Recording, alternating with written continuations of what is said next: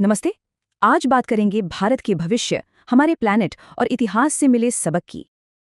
तो चलिए इन 4 जरूरी मुद्दों पर एक नजर डालते हैं जो आज की बड़ी बहसों को दिशा दे रहे हैं। सबसे पहले देखते हैं भारत के बड़े कदम टेक्नोलॉजी और स्ट्रेटेजिक मैन्युफैक्चरिंग की दुनिया में। सरकार ने अभी एक बड़ी स्कीम लॉन्च की है, पर आखिर ये है किस लिए? ये स्कीम है हाईटेक मैग्नेट्स बनाने के लिए, जो ईवी से लेकर डिफेंस सिस्टम तक सब में काम आते हैं।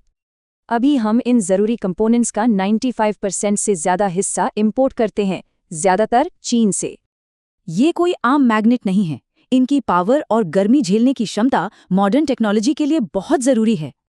और ये स्ट्रैटेजी सिर्फ जमीन तक नहीं, अब आसमान में भी जा रही है, एक नए एमआरओ हब के साथ।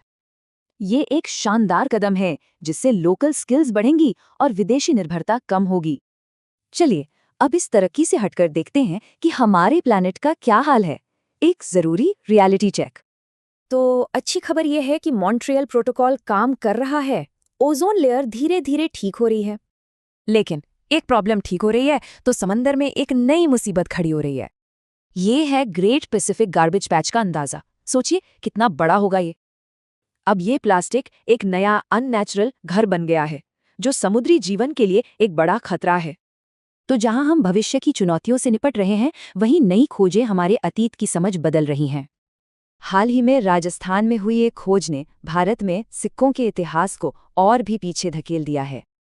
ये खोज उन ट्रेड और राज सिस्टम का पक्का सबूत है जिनका जिक्र सिर्फ पुरानी किताबों में था। ठीक वैसे ही नई क्लाइमेट स्टडीज बताती हैं कि सिंधु घाटी सभ्यता के खत्म होने में सूखे का बड़ा हाथ था।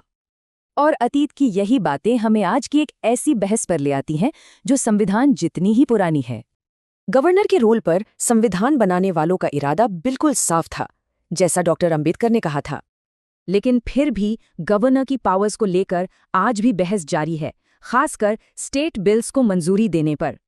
एक्सपर्ट्स मानते हैं हल संविधान बदलने में नहीं, बल्कि उसकी असली भावना को मजबूत करने में है। तो इन सारी बातों को जोड़कर क्या तस्वीर बनती है?